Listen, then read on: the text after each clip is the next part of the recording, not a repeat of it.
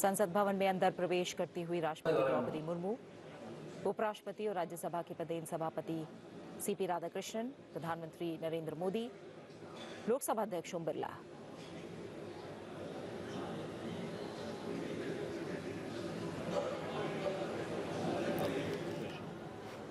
Budget கூட்டத்தொடர்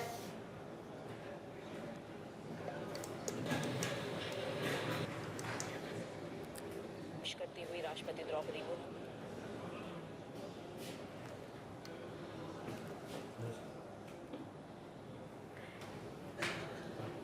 நாடாளுமன்ற budget கூட்டத்தொடர் இன்று தொடங்கியுள்ளது. बस कुछ ही पलों में संसद के बजट सत्र की शुरुआत और ये तमाम परंपरा के अनुसार राष्ट्रपति द्रौपदी मुर्मू अभिभाषण, कुछ ही पलों में उनका अभिभाषण होगा। हम तस्वीरों में देख रहे हैं राष्ट्रपति द्रौपदी मुर्मू, उपराष्ट्रपति सीपी राधाकृष्णन, பட்ஜெட் கூட்டத்தொடர் தொடங்கும் நிலையில் நடப்பாண்டின் முதல் கூட்டத்தொடர் என்பதால் இரு அவைகளின் கூட்டத்தில் உரையாற்றுவதற்காக குடியரசுத் தலைவர் திரௌபதி முர்மு வருகை தந்துள்ளார். அந்த காட்சிகளை பார்த்து வருகிறோம். बजट सत्र की आज विधिवत और एक तरह से हम कहें तो पारंपरिक शुरुआत। महामहिम राष्ट्रपति जी,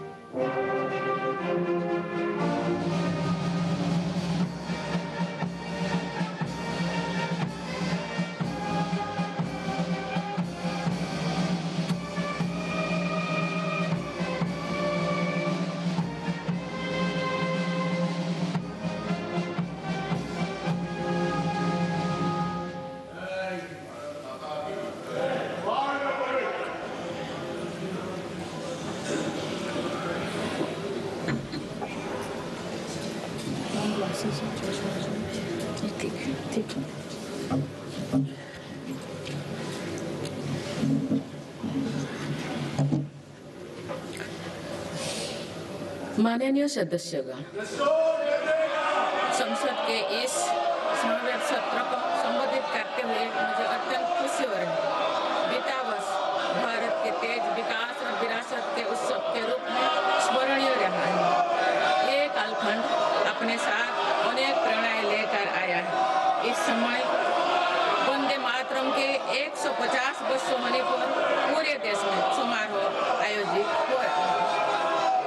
देशवासी इस महान प्रेरणा के लिए ऋषि बंकिम चंद्र चट्टोपाध्याय जी को नमन कर रहे हैं। मैं आप सभी संसद सदस्यों को बधाई देती हूं कि इस पूर्ण अवसर पर संसद में विशेष चर्चा का आयोजन किया गया है। माननीय सदस्यगण, इसी दौरान देशवासियों ने श्री गुरु तेग बहादुर जी का 350 शहीद दिवस पर्व पूरी श्रद्धा के साथ मनाया। भगवान बिरसा मुंडा के 150 जन्म जयंती वर्ष के दौरान देश ने उन्हें श्रद्धांजलि दी और आदिवासी समाज के योगदान को याद किया। सरदार पटेल की 150वीं जन्म जयंती से जुड़े आयोजन ने एक भारत श्रेष्ठ भारत के भाव को मजबूत दी।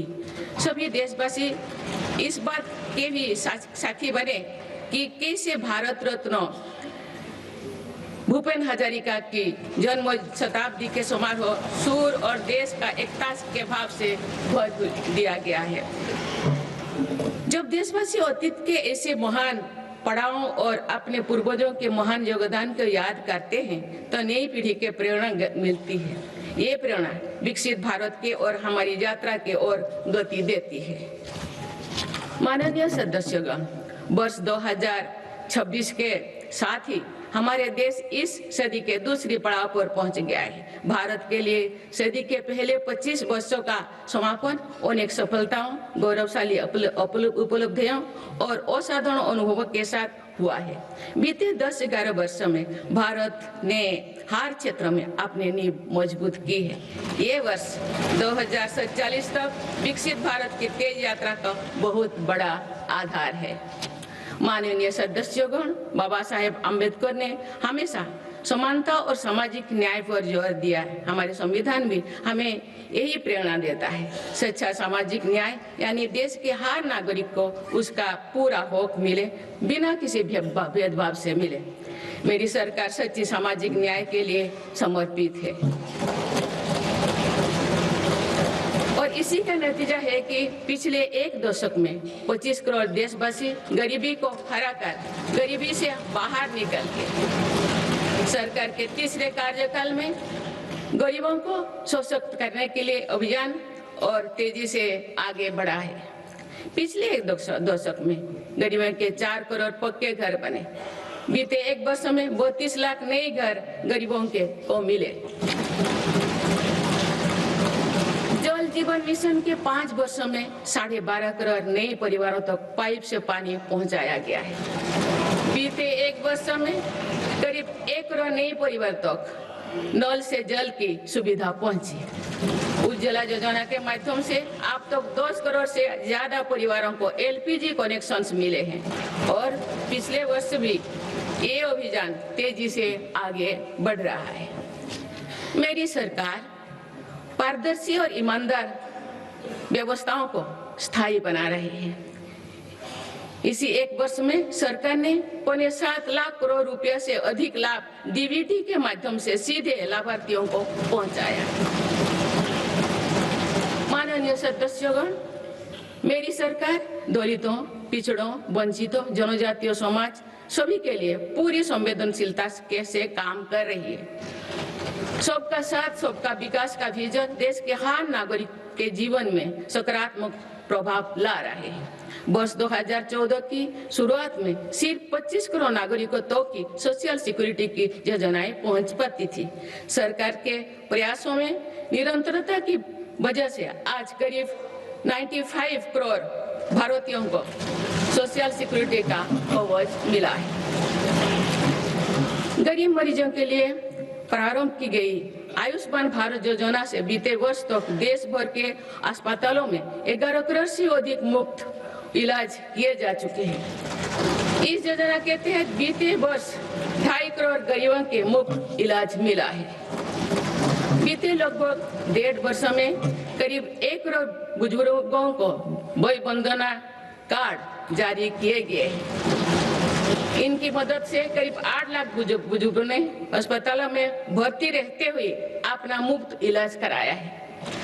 आज देश में बने 1,80,000 आयुष्मान आरोग्य मंदिर की वजह से मरीजों को घर के पास इलाज मिलना सुनिश्चित हुआ है। मेरी सरकार ने बड़ी बीमारियों के खिलाफ निर्णायक लड़ाई लड़ी है। सिकल सेल एनीमिया उन्मूलन मिशन में 6.5 करोड़ से अधिक नागरिकों का स्क्रीनिंग की गई है। इससे कई जनजातीय इलाकों में इस बीमारी को रोकने में मदद मिली है। मिशन मोड में चलाए जाए गए अभियानों के कारण जापानी इंसेफेलाइटिस जैसे बीमारियों पर प्रभावी नियंत्रण पाया गया है। उत्तर प्रदेश के कई पिछड़े इलाके ग्रामीण क्षेत्रों में इस रोग की प्रभावी रोकथाम सुनिश्चित हुई है। ये गर्व की बात है कि विश्व स्वास्थ्य संगठन में भारत को आंखों का संक्रमण ट्राइकोमा से मुक्त घोषित कर दिया है। मेरी सरकार हर नागरिक को बीमा सुरक्षा देने के लिए भी प्रतिबद्ध है। प्रधानमंत्री जीवन ज्योति बीमा योजना और पीएम सुरक्षा बीमा योजना की इसमें बड़ी भूमिका है। इन योजनाओं से करोड़ों जरूरतमंद नागरिकों को बीमा कवरेज मिला है। इनके तहत 24,000 करोड़ रुपया से अधिक का क्लेम भी दिया गया है। ये योजनाएं संकट के समय करोड़ों गरीबों का संबल बनी है। माननीय सदस्यगण, मुझे ये देखकर संतोष है कि आज देश के युवा किसान, श्रमिक और उद्यमी विकसित भारत के निर्माण में अपनी भूमिका का लगातार विस्तार कर रहे हैं। बीते वर्ष के उत्साहवर्धक आंकड़े इसका प्रमाण है। पिछले वर्ष में भारत ने रिकॉर्ड 350 मिलियन टन से ज्यादा खाद्यान्नों का उत्पन्न हुआ है। 150 मिलियन टन उत्पादन के साथ भारत दुनिया का सबसे बड़ा चावल उत्पादन देश बन गया है। हमारा देश विश्व का दूसरे सबसे बड़ा मछली उत्पादन देश भी बना है। ये ब्लू इकोनॉमी में देश की सफलता को दिखाता है। दूध उत्पादन क्षेत्र में भी भारत दुनिया के सबसे सफल देश के रूप में जाना जाता है। एक सहकारिता आंदोलन की मजबूती का परिणाम है। देश के मैन्युफैक्चरिंग सेक्टर में भी इस दौरान रिकॉर्ड ग्रोथ दर्ज किया है। मोबाइल मैन्युफैक्चरिंग जैसे फील्ड में भारत अब दुनिया का दूसरे सबसे बड़ा देश बन गया है। 2025-26 के पहले 5 महीने में भारत का स्मार्टफोन एक्सपोर्ट 1 लाख करोड़ रुपया के पार हो गया था। इस साल भारत ने 100 से अधिक देशों को इलेक्ट्रिक व्हीकल का निर्यात शुरू किया। माननीय सदस्यगण, मेरी सरकार भ्रष्टाचार और घोटाला से मुक्त व्यवस्था का निर्माण करने में सफल हो रहा है। इससे करदाताओं की एक पाई देश के विकास और जन कल्याण से खर्च हो रही है। भारत आज आधुनिक इंफ्रास्ट्रक्चर पर अभूतपूर्व निवेश कर रहा है। जल, थल, नभ हर क्षेत्र में भारत की तेज गति आज विश्व में चर्चा का विषय है।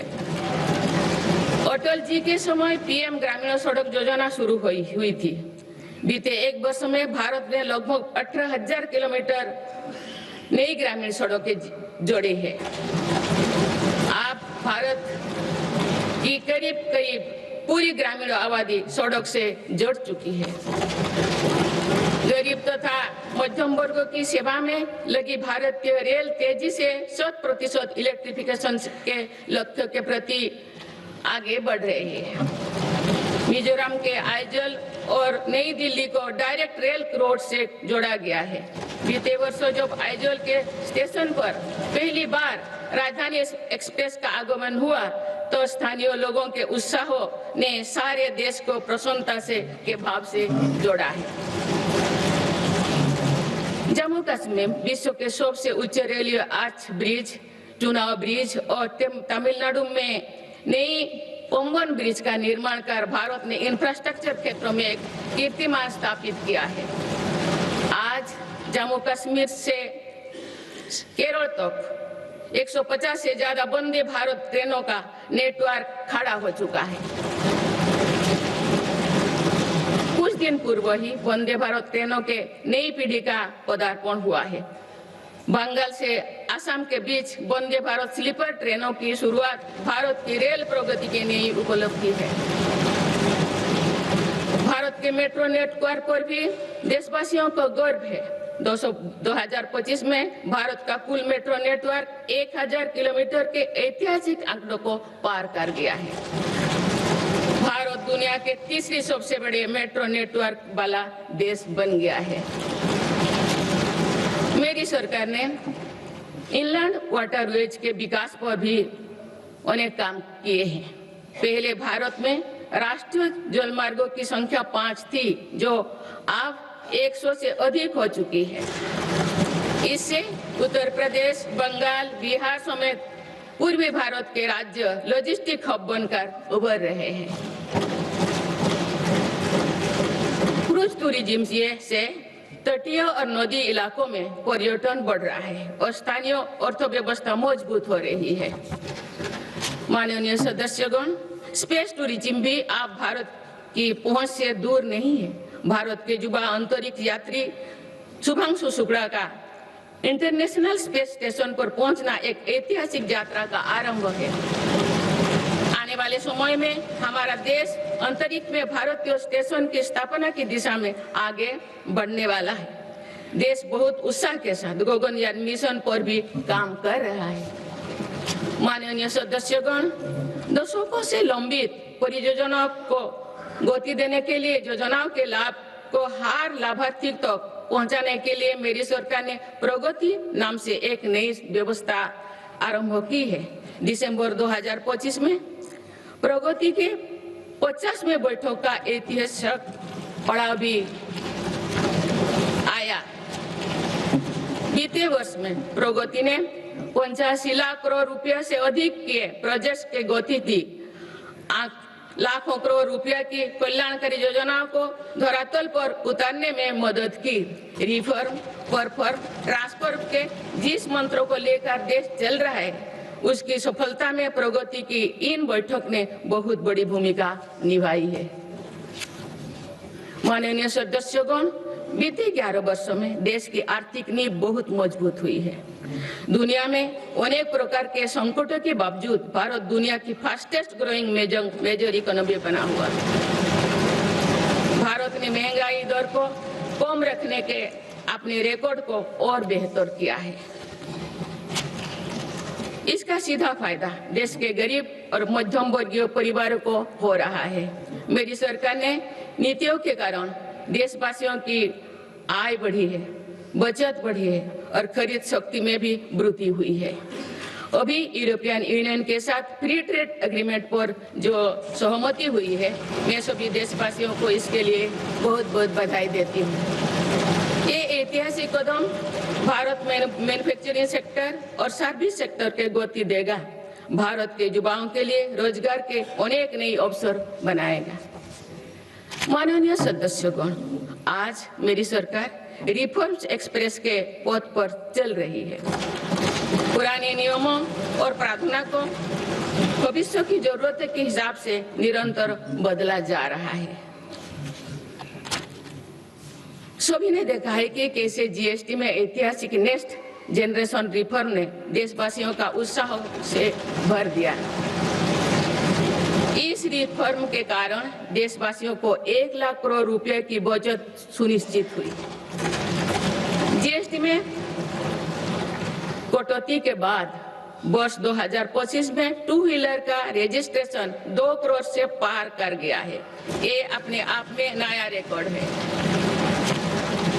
इनकम टैक्स कानून भी अब नए स्वरूप में सामने आया है। 12 लाख रुपया तक की आय पर टैक्स जीरो करने का ऐतिहासिक फैसला लिया गया है। ऐसे रिफॉर्म से गरीब और मध्यम वर्ग परिवारों को अभूतपूर्व फायदा हो रहा है। इससे देश की अर्थव्यवस्था को भी नई गति मिली है। माननीय सदस्यगण, देश में अनेक नए सेक्टर्स के उदय के साथ ही श्रमिकों के हितों को सुरक्षित करना भी उतना ही आवश्यक है। नई श्रमिक कानून लागू करने के पीछे भी ये उद्देश्य है। लंबे समय से देश के श्रम शक्ति दर्जनों कानूनों में उलझे हुए थे। इसको अब सिर्फ 4 कोड में सीमित किया गया है। इससे श्रमिकों के उचित वेतन भत्ते और अन्य कल्याणकारी लाभ मिलने आसान हुई है। देश के युवाओं और महिलाओं को इसका खास तौर से फायदा होगा। माननीय सदस्यगण, मेरी सरकार भारत को ग्रीन ग्रोथ और आधुनिक टेक्नोलॉजी का पावर हाउस बनाने में जुटे हैं। तेजी से बढ़ती डिजिटल अर्थव्यवस्था, एआई और डेटा सेंटर्स निवेश बढ़ रहा है। इकोनॉमी के इस नए स्वरूप के लिए अधिक ऊर्जा की भी जरूरत है। इस दिशा में परमाणु ऊर्जा की बड़ी भूमिका है। हाल ही में पारित शांति अधिनियम से 2047 तक 100 गीगावाट परमाणु ऊर्जा का लक्ष्य पाने में मदद मिलेगी। इस ऐतिहासिक रिफॉर्म के लिए मैं आप सभी का बहुत बहुत अभिनंदन करती हूँ। न्यूक्लियर के अलावा भारत सोलर पावर सेक्टर में तेजी से आगे बढ़ रहा है। पीएम सूर्यघर मुक्त बिजली योजना से देश के आम उपभोक्ता आप बिजली के उत्पादक बन रहे हैं। आप तक लगभग 20 लाख रूफटॉप सोलर सिस्टम लगाए जा चुके हैं। इससे लाखों परिवारों के घर में बिजली का उत्पादन बढ़ा है और इन परिवारों के बिजली बिल कम हुई है। इन सभी प्रयासों से भारत एक दशक के अंत तक 500 गीगावाट की रिन्यूएबल एनर्जी कैपेसिटी को लक्ष्य पर जरूर हासिल करेगा।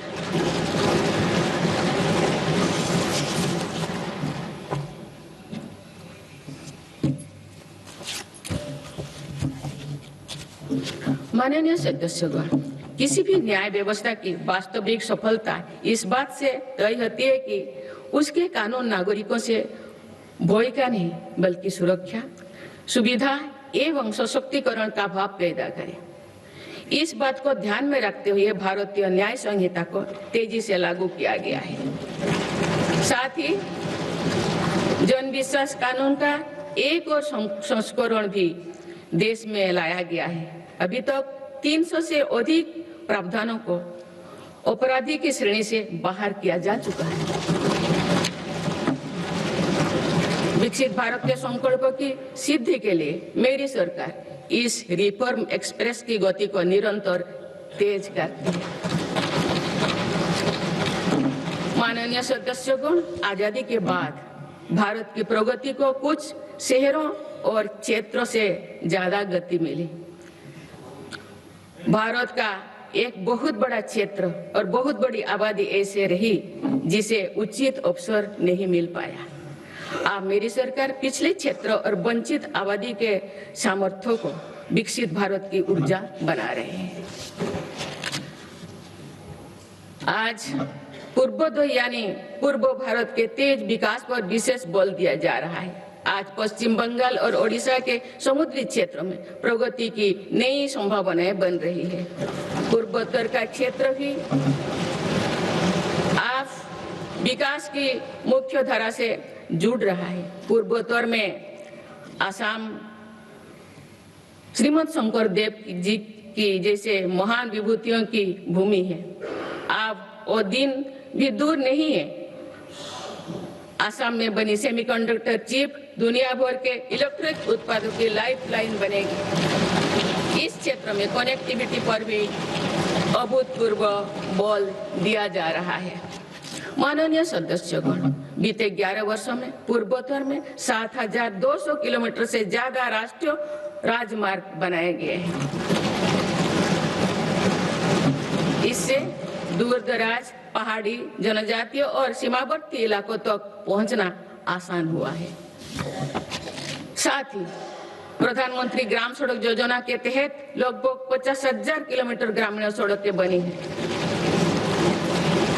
इससे बाजार, अस्पताल और स्कूल तक पहुंचना सरल हुआ है। 11 वर्षों में पूर्वोत्तर में रेलवे के विकास पर 80,000 करोड़ रुपया से अधिक का निवेश किया गया है।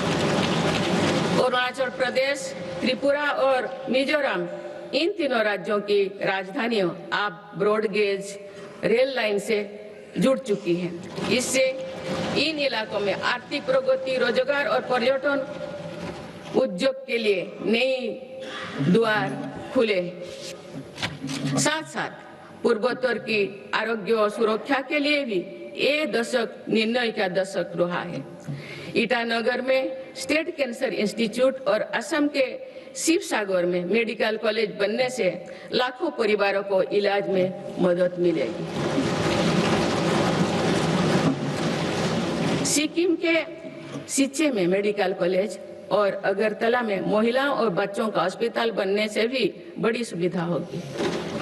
इस तरह के प्रयासों से पूर्वोत्तर में एक बड़ा हेल्थ इंफ्रास्ट्रक्चर तैयार हो रहा है।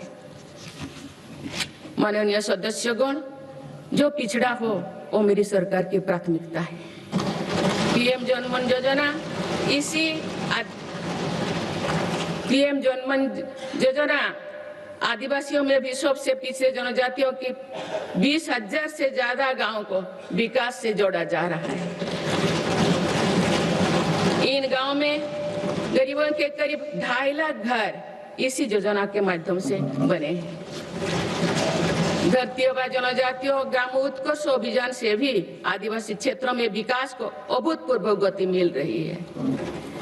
इन दोनों योजनाओं पर सरकार 1 लाख करोड़ रुपया से अधिक खर्च कर रही है।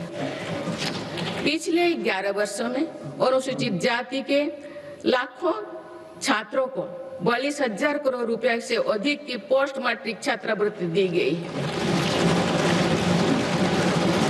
इससे करीब 5,000 विद्यार्थियों को लाभ हुआ है। 5 करोड़ विद्यार्थियों को लाभ हुआ है। आदिवासी क्षेत्रों में सरकार ने 400 से अधिक एकलव्य आदर्श आवासीय विद्यालय भी खोले हैं।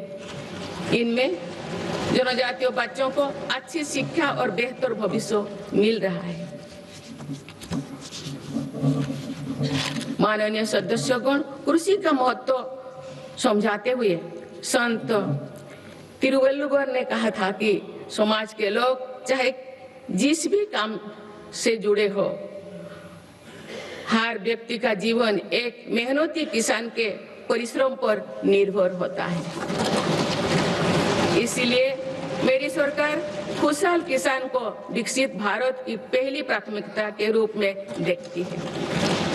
इसी भावना के साथ सरकार ने पीएम किसान सम्मान निधि जैसे योजना को शुरू किए हैं। अब तो इस योजना से किसानों को 4 लाख करोड़ रुपया से अधिक राशि सीधे उनके खाता में भेजी गई है। मेरी सरकार की सही नीतियों और प्रयासों से आज देश के कृषि उत्पादन तेजी से बढ़ रहा है। वर्ष 2024-25 में खाद्यान्न और बागवानी की फसलों में रिकॉर्ड उत्पादन हुआ है। सरकार इन फसलों का भी उत्पादन बढ़ाने के लिए काम कर रही है, जिसमें अभी तक हमारा कृषि क्षेत्र पीछे था। सरकार की मंशा है कि इससे कृषि उत्पादकों का आयात भी कम हो। खाद्य तेल, तिलहन और दलहन से जुड़े नेशनल मिशन के कारण इन क्षेत्रों में देश आत्मनिर्भरता की ओर बढ़ रहा है। इसके लिए इसके बल पर 2024-25 में देश में ऑयल सीड फसलों का उत्पादन भी बढ़ा है। किसानों की अतिरिक्त आय के लिए सरकार द्वारा मिलर्स यानी श्री अन्न को वैश्विक स्तर पर बढ़ावा देने का कार्य भी निरंतर जारी है। माननीय सदस्यगण, आज किसानों को अनाज उत्पादन के साथ ही पशुपालन, मत्स्य पालन और मधुमक्खी पालन से भी आर्थिक प्रगति के रास्ते से जोड़ा जा रहा है। कोस्ट लाइन पर रहने वाले मछुआरों को एक्सक्लूसिव इकोनॉमिक जोन का लाभ देने के लिए नई नीति बनी है। इसके साथ ही हाई सीज की क्षमताओं के इस्तेमाल में सक्षम बनाने के लिए भी नई पॉलिसी बनाई गई है। 2024-25 में देश का मत्स्य उत्पादन लगभग 200 लाख टन हो गया है। 2014 की तुलना में इसमें कुल 105% की बढ़ोतरी हुई है। माननीय सदस्यगण, मेरी सरकार ने एग्रीकल्चर सेक्टर के आधुनिकीकरण के लिए और बेहतर लॉजिस्टिक्स निर्माण के लिए एग्रीकल्चर इंफ्रास्ट्रक्चर फंड की व्यवस्था भी की है। मुझे ये साझा करते हुए खुशी हो रही है कि इसके जरिए अब तक 1.25 लाख करोड़ रुपया से अधिक का निजी निवेश आकर्षित हुआ है। इससे युवाओं के लिए रोजगार के लाखों नए मार्ग भी सृजित हुई है। सरकार की दूरदर्शिता से देश में फूड प्रोसेसिंग क्षमता 20 गुना बढ़ी है। इससे किसानों को उनकी फसल का बेहतर मूल्य मिल रहा है। माननीय सदस्यगण, ग्रामीण क्षेत्र में रोजगार और विकास के लिए विकसित भारत जी राम जी कानून बनाया गया है।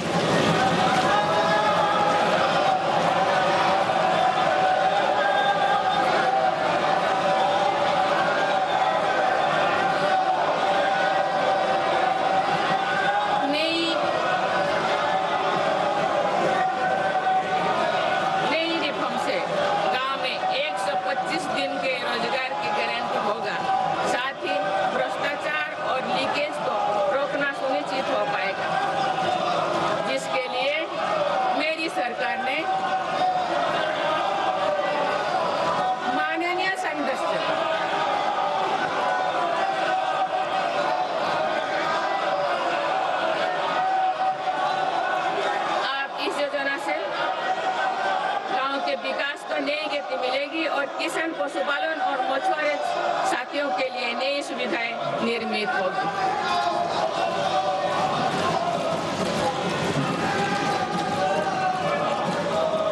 माननीय सदस्यगण, मेरी सरकार कृषि और पशुपालन जैसे सेक्टर्स में सहकारिता आंदोलन को सशक्त बना रही है। आज त्रिभुवन सहकारी यूनिवर्सिटी से सहकारिता से जुड़े लोगों को सीखने और आगे बढ़ने का मौका मिल रहा है। इसके अलावा 10,000 से ज्यादा FPOs के माध्यम से भी कृषि क्षेत्रों को सशक्त किया जा रहा है। माननीय सदस्यगण, मेरी सरकार स्पष्ट रूप से मानती है कि देश का विकास सभी देशवासियों को आगे बढ़ने का समान अधिकार देकर ही संभव है। इसलिए आज देश वुमेन लेड डेवलपमेंट के मंत्र के साथ आगे बढ़ रहा है। मेरी सरकार ने महिलाओं के लिए समर्पित विशेष योजनाएं बनाए हैं और साथ ही अन्य योजनाओं के केंद्र में भी महिलाओं को रखा है। प्रधानमंत्री आवास योजना से लेकर जल जीवन मिशन तक हर योजना में महिला लाभार्थियों को बड़ी वरीयता मिली है।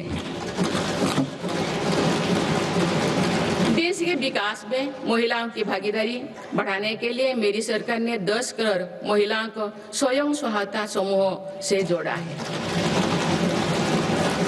आज देश में लखपति दीदियों की संख्या 2 करोड़ से ज्यादा हो चुका है।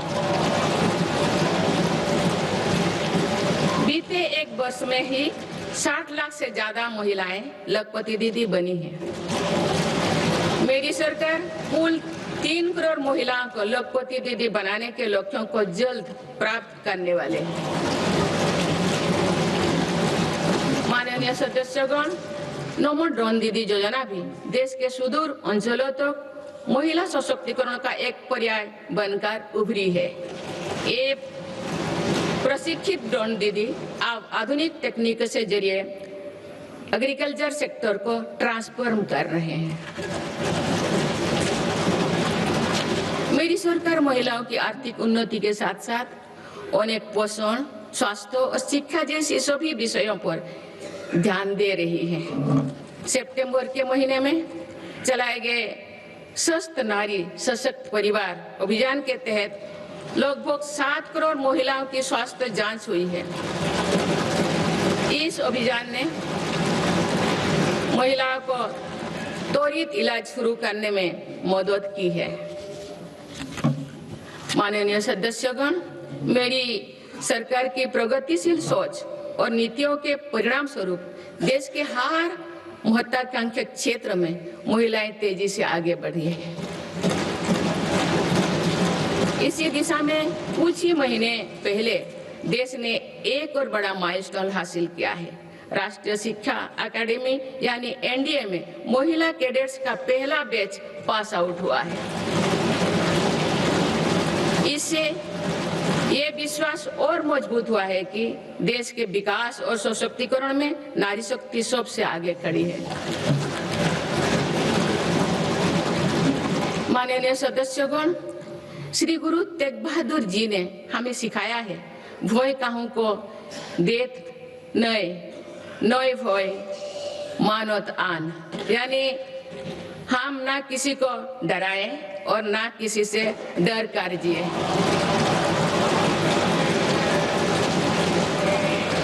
इसी निडर मन से, इसी भावना से देश की सुरक्षा सुनिश्चित कर सकते हैं। भारत ने सिद्ध किया है कि शक्ति का प्रयोग उत्तरदायित्व और विवेक के साथ किया जा सकता है। ऑपरेशन सिंदूर से विश्व ने भारतीय सेना का शौर्य और पराक्रम देखा है। हमारे देश ने अपने संसाधनों के बल पर आतंकियों के अड्डे को ध्वस्त कर दिया है। मेरी सरकार ने कड़ा संदेश दिया है कि भारत पर किसी भी आतंकी हमले का जवाब दृढ़ और निर्णायक होगा। सिद्धू जल समझौते को स्थगित किया जाना भी आतंकवाद के विरुद्ध हमारी लड़ाई का हिस्सा है। देश की रक्षा व्यवस्था को और मजबूत बनाने के लिए मिशन सुदर्शन चक्र पर भी काम हो रहा है। माननीय सदस्यगण, मेरी सरकार की नीतियों के अनुरूप सुरक्षा बलों ने माओवादी आतंक पर भी निर्णायक कार्रवाई की है। वर्षों तक देश के 126 जिलों में असुरक्षा, भय और अविश्वास का वातावरण था। माओवादी विचारधारा ने कई पीढ़ियों का भविष्य अंधकार में डाल दिया। इसका सबसे ज्यादा नुकसान हमारे युवाओं, आदिवासी और दलित भाई बहनों को हुआ। आज माओवादी आतंक की चुनौती 126 जिलों से घटकर 8 जिलों तक सीमित हो गए हैं। इनमें भी 3 जिले ही ऐसे हैं जो गंभीर रूप से प्रभावित है। इस एक साल में माओवादी से जुड़े लगभग 2000 लोगों ने आत्मसमर्पण किया है। इससे लाखों नागरिकों के जीवन में शांति लौटी है। माओवादी से प्रभावित रहे इलाकों में परिवर्तन को आज पूरे देश देख रहा है। बीजापुर के एक गांव में 26 साल बाद बस पहुंची तो लोगों ने किसी उत्सव की तरह खुशी मनाई।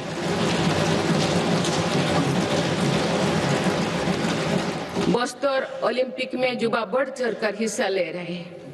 हथियार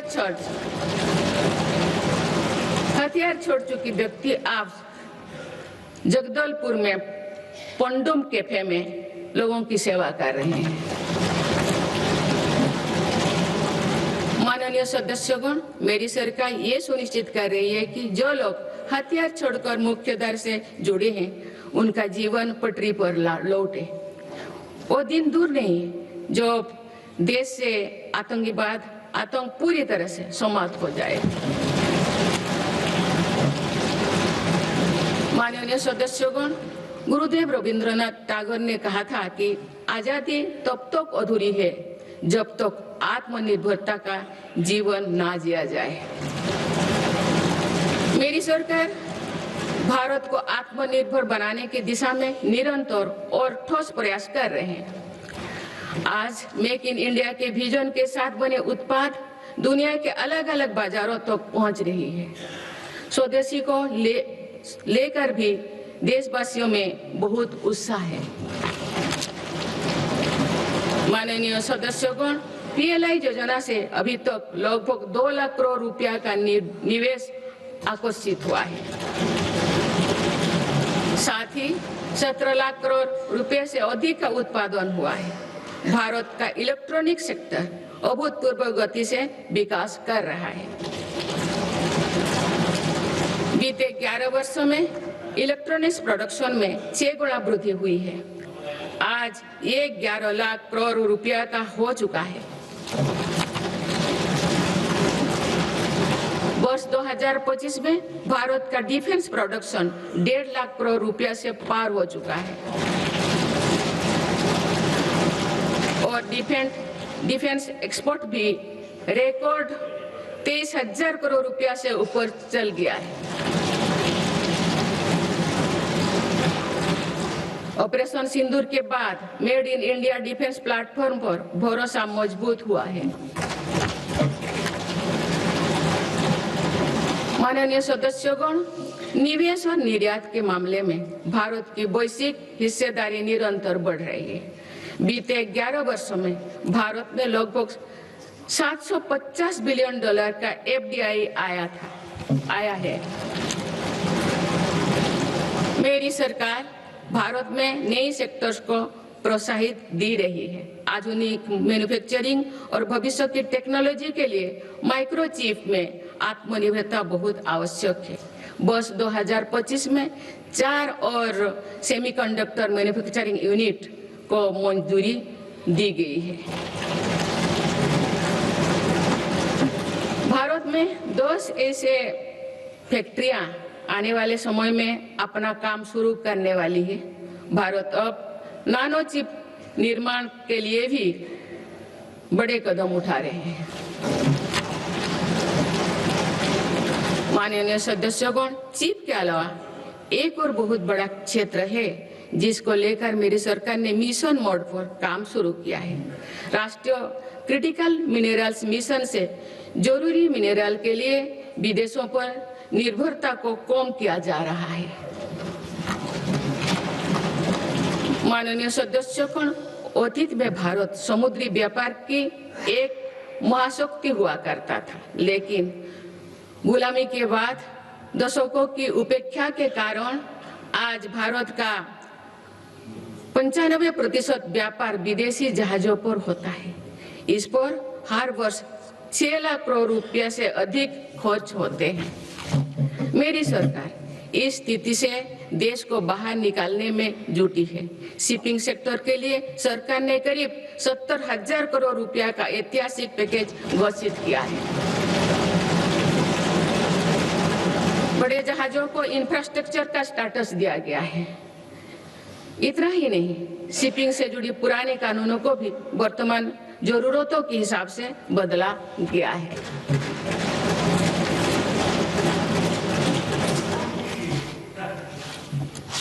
माननीय सदस्यगण, केरल के महान संत श्री नारायण गुरु कहते थे, शिक्षा से ज्ञान प्राप्त करो और संगठन से शक्तिशाली बनो। क्योंकि एक राष्ट्र जब सपने देखता है तो उन सपनों का दृष्टा भी उस राष्ट्र का युवा होता है और उनका निर्माता भी वही युवा होता है।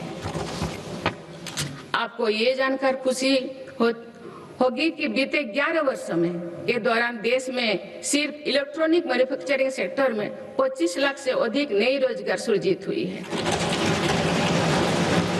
मेरी सरकार की नीतियों के कारण आज देश में कई नए सेक्टर्स का भी उदय हो रहा है। Semiconductor, green energy, green hydrogen जैसे इन क्षेत्रों में नए रोजगार बन रहे हैं।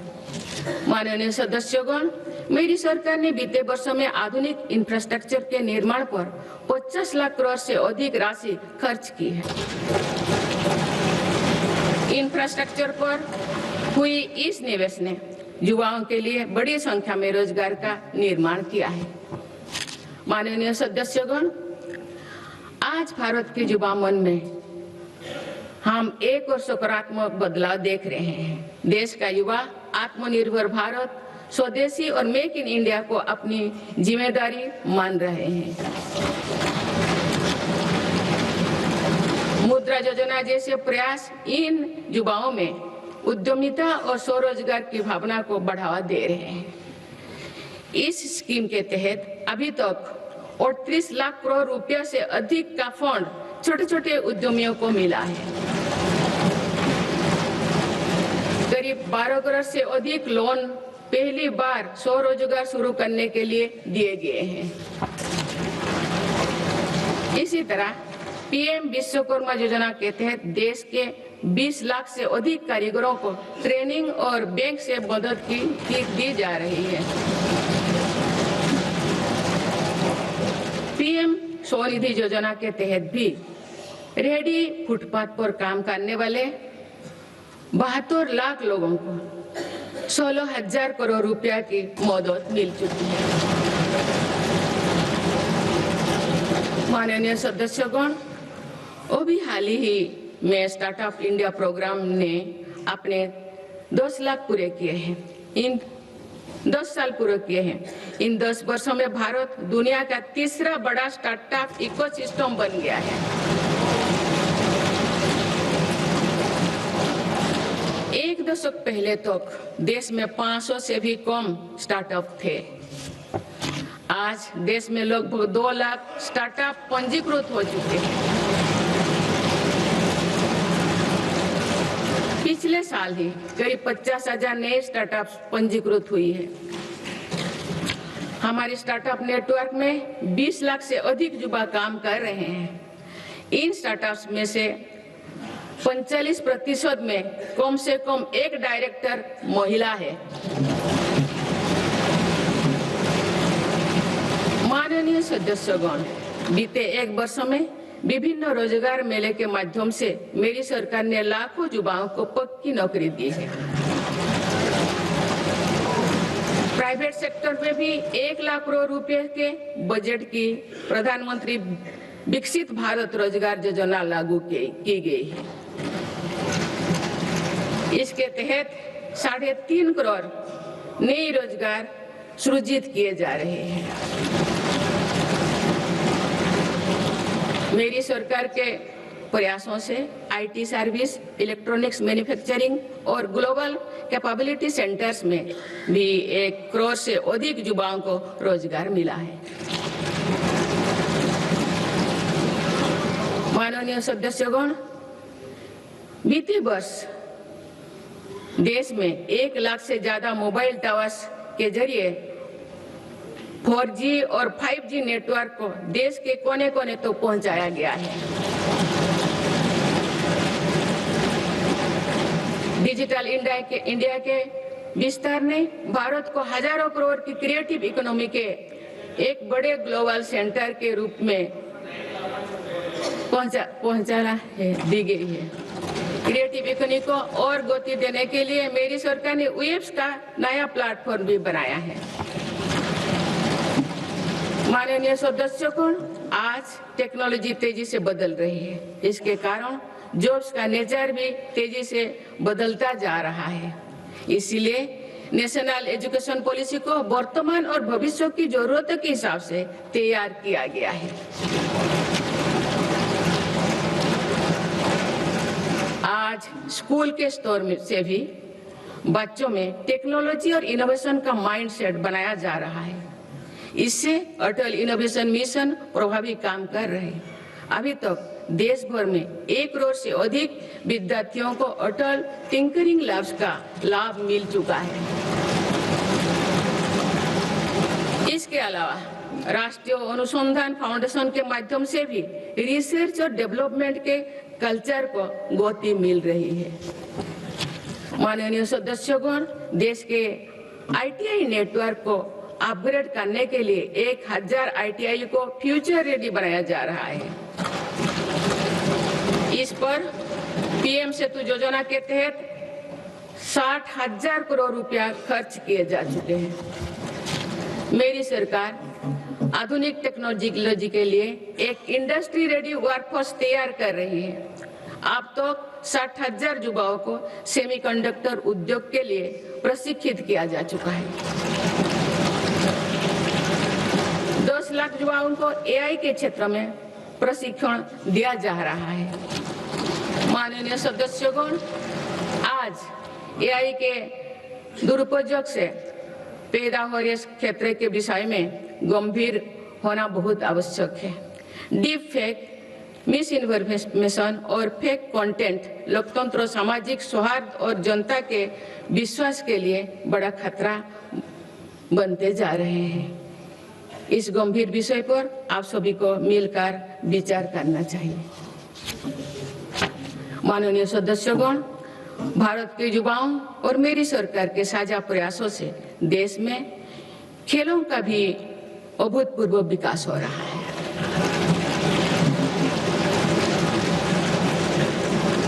जिस प्रकार हमारे बेटियों का और हमारे दिव्यांग साथियों का प्रदर्शन हो रहा है वो शानदार है। भारत की महिला क्रिकेट टीम ने पहली बार विश्व कप जीता है।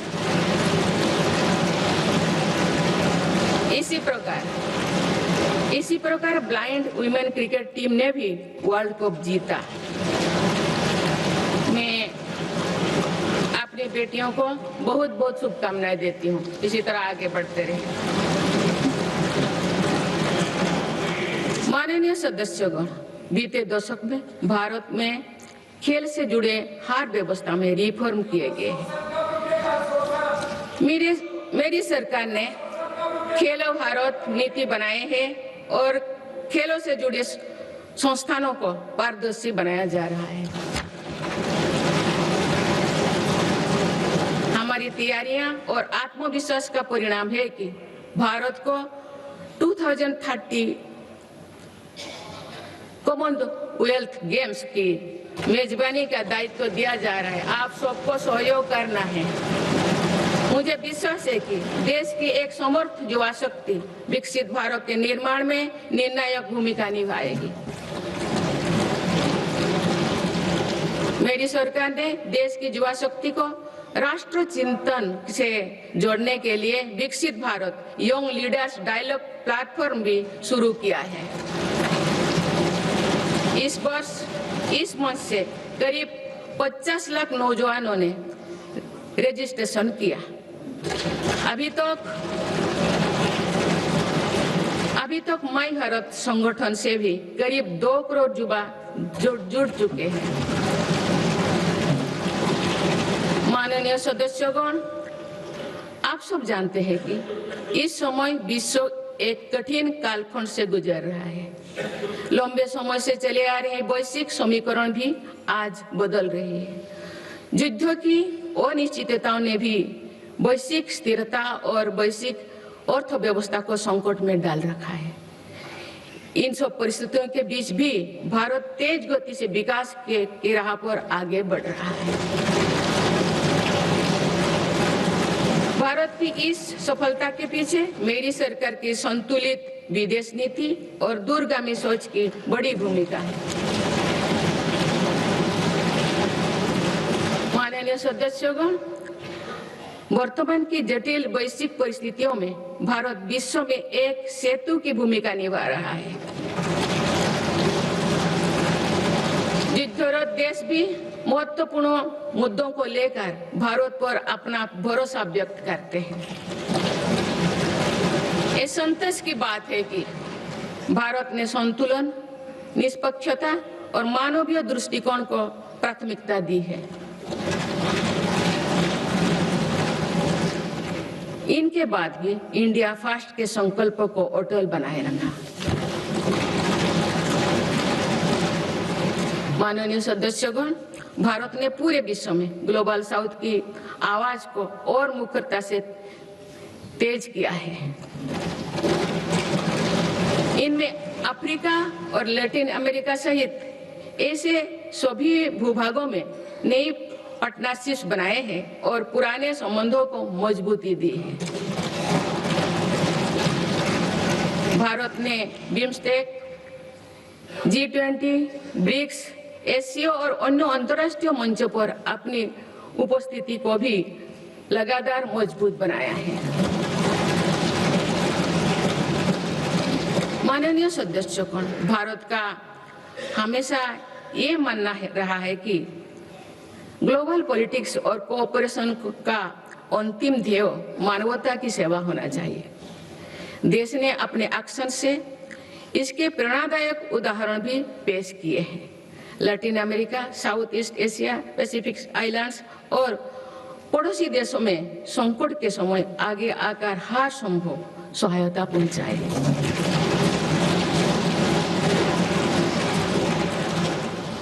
तो नवंबर 2025 में श्रीलंका में साइक्लोन दीपहा के दौरान मेरी सरकार ने ऑपरेशन सागर बंधु चलाया है। हमारे देश ने म्यांमार और अफगानिस्तान में भी फास्ट रेस्पॉन्डर की भूमिका निभाई है। माननीय सदस्यगण, भारत अपनी व्यापक भूमिका और सकारात्मक सक्रियता के साथ आज कई वैश्विक संगठनों में बड़ी जिम्मेदारियां निभा रहे हैं। इस साल ब्रिक्स की अध्यक्षता भारत के पास है और दुनिया इसे सकारात्मक दृष्टि से देख रही है। भारत भविष्य के अवसरों और चुनौतियों को देखते हुए वैश्विक समुदाय को एक मंच पर लाने के लिए ग्लोबल एआई इम्पैक्ट समिट भी करने जा रहा है। ये आयोजन भी दुनिया के लिए एक महत्वपूर्ण इवेंट साबित होगा। माननीय सदस्यगण, विकसित भारत के लक्ष्य तक पहुंचने के लिए जितना महत्व आधुनिक विकास को देना है, उतना ही महत्व अपने राष्ट्रीय आत्मसम्मान और सांस्कृतिक स्वाभिमान को भी देना है। सांस्कृतिक दृष्टिकोण से भारत विश्व के समृद्धतम देशों में से एक है। मेरी सरकार इस विरासत को देश की ताकत बनाने के लिए काम कर रही है। गुलामी के कालखंड में माकाले के षड्यंत्र द्वारा भारत के लोगों में हीन भावना में भरने काम किया गया था। आप आजादी के बाद पहली बार मेरी सरकार ने ही उसे तोड़ने का साहस किया है।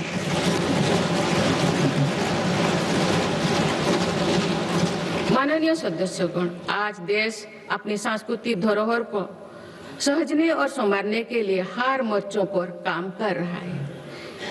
इसी दिशा में मेरी सरकार के प्रयासों से 100 वर्षों बाद भगवान बुद्ध के पवित्र अवशेष वापस भारत लौटे।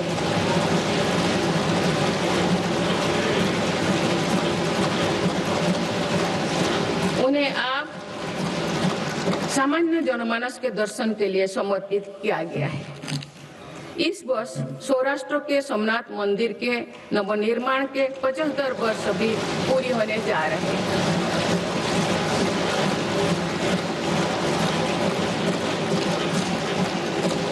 सोमनाथ मंदिर पर हुए आक्रमण के बाद 1000 वर्षों की यात्रा भारत की धार्मिक निष्ठा, समानता, संस्कृति और चिरस्थायी का प्रतीक है। इस अवसर पर जिस उत्साह से देश भर के लोगों ने सोमनाथ स्वाभिमान पर्व में हिस्सा लिए हैं, वो अतुलनीय है।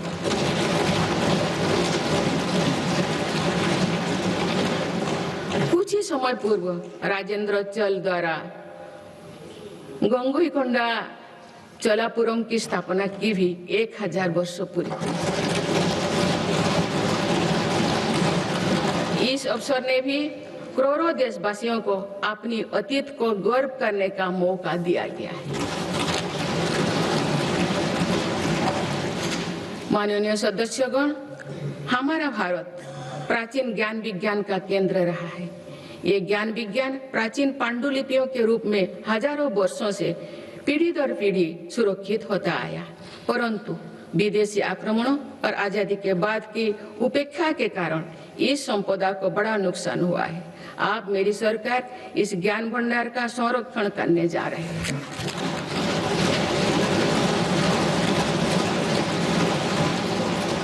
ज्ञान भारतम अभियान के माध्यम से देश भर के प्राचीन पांडुलिपियों के डिजिटलीकरण का काम शुरू किया गया है। आने वाले समय में ये प्रयास भारतीय ज्ञान परंपरा को सुरक्षित करने और जन सुलभ बनाने में महत्वपूर्ण भूमिका निभाएंगे। माननीय सदस्यगण, मेरी सरकार देश की आदिवासी विरासत को संरक्षित करने के लिए आदिवासी म्यूजियम भी बनवा रहे हैं। इसी क्रम में हाल ही में छत्तीसगढ़ में शहीद वीर नारायण सिंह आदिवासी स्वतंत्रता संग्राम सेनानी संग्रहालय को लोकार्पित किया गया है। मुझे ये कहते हुए प्रसन्नता हो रही है कि मेरे सरकार ने देश के संविधान का संताली भाषा में अनुवाद करवाया है और आदिवासी समाज का गौरव बढ़ाया है। माननीय सदस्यगण, जब हम अपने परंपराओं और संस्कृति का सम्मान करते हैं तो विश्व भी उसका सम्मान करता है। पिछले साल यूनेस्को ने हमारे पर्व दीपावली को अपनी intangible cultural heritage of humanity की लिस्ट में शामिल किया है।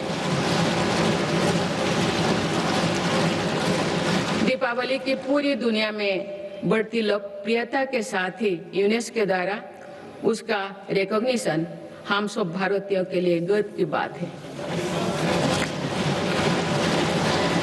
माननीय सदस्यगण, विभिन्न मतों, अलग अलग विचारों के बीच ये सर्वमान्य है कि राष्ट्र से बड़ा कुछ नहीं है।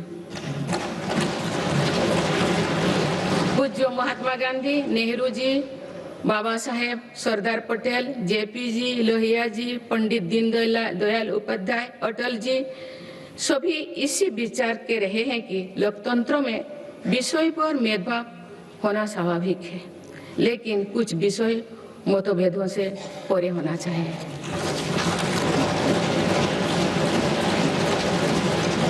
विकसित भारत का संकल्प, भारत की सुरक्षा, आत्मनिर्भरता, स्वदेशी का अभियान, एकता के लिए प्रयास, स्वच्छता, राष्ट्र से जुड़े ऐसे विषयों पर सांसदों को एकमत होना ही चाहिए।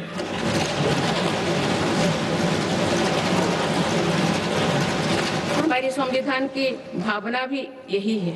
इसीलिए मेरा आज आप सभी से आग्रह है कि हर सांसद राष्ट्रहित के विषय पर एकमत होकर देश की प्रगति का हिस्सा बनकर चर्चा करें, देश की प्रगति में नई ऊर्जा भरे। माननीय संसदगण, आज सभी देशवासी देख रहे हैं कि भारत अपने भविष्य के एक महत्वपूर्ण पड़ाव पर है। आज जो निर्णय लिए जा रहे हैं इसका प्रभाव आने वाले वर्षों में दिखाई देगा। विकसित भारत का लक्ष्य भी किसी एक सरकार या एक पीढ़ी तक सीमित नहीं है, ये एक सतत यात्रा है। इस यात्रा में हम सभी के प्रयास, अनुशासन और निरंतरता का महत्व है। आने वाले समय में देश की प्रगति हमारी सामूहिक संकल्पों से ही होगा। मुझे विश्वास है कि संसद, सरकार और नागरिक तीनों मिलकर विकसित भारत के संकल्प को सिद्ध करेंगे।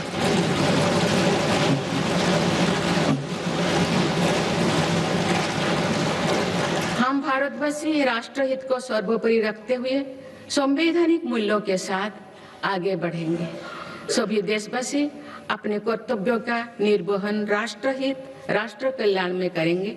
इसी विश्वास के साथ मैं सभी सांसदों को एक सफल और सार्थक सत्र के लिए बहुत बहुत शुभकामनाएं देती हूँ। धन्यवाद। जय हिंद, जय Bharat.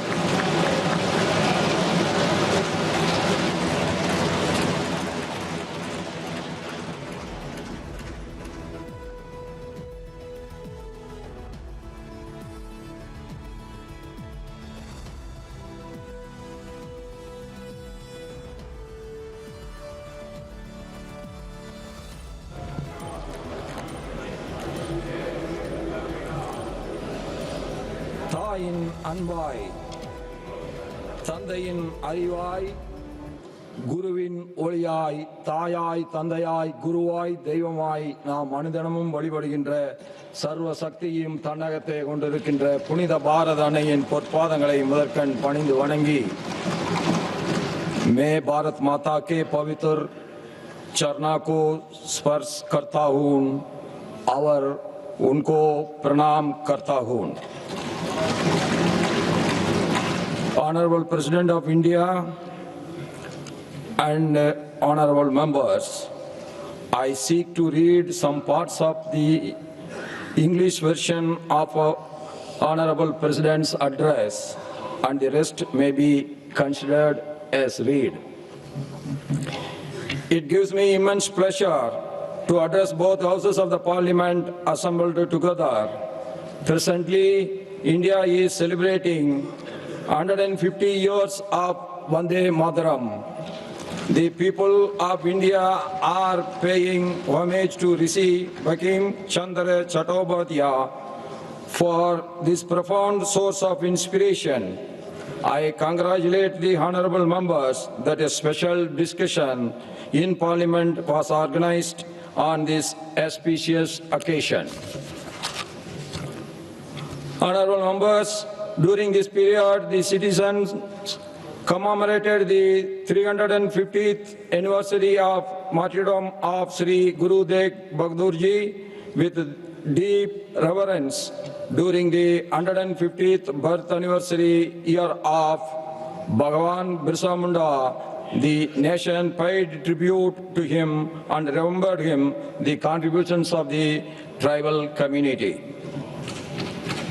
The events associated with the 150th birth anniversary of Sardar Patel have strengthened the spirit of Ek Bharat, Shrestha Bharat.